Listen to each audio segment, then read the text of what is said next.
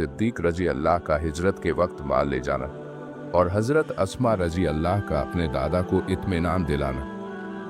जब हजरत अबू बकर रजी अल्लाह हिजरत फरमाकर तशरीफ ले जा रहे थे तो इस ख्याल से कि ना मालूम रास्ते में क्या जरूरत पेश हो कि हजूर अक़दस सल्लल्लाहु अलैहि वसल्लम भी साथ थे, इसलिए जो कुछ माल उस वक्त मौजूद था जिसकी मिकदार 5-6 हज़ार दिरहम थी वो सब साथ ले गए थे।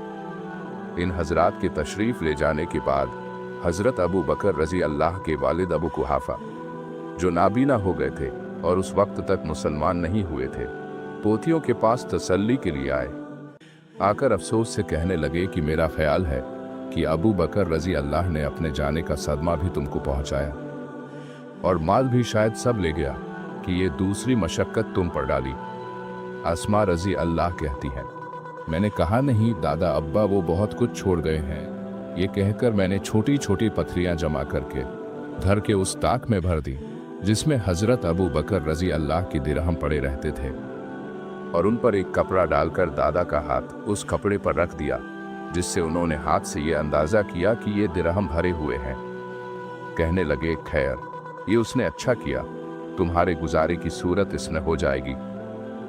अस्मा रजी अल्लाह कहती है कि खुदा की कसम कुछ भी नहीं छोड़ा था, मगर मैंने दादा को तसल्ली के लिए ये सूरत इख्तियार की थी कि उनको इसका सदमा ना हो।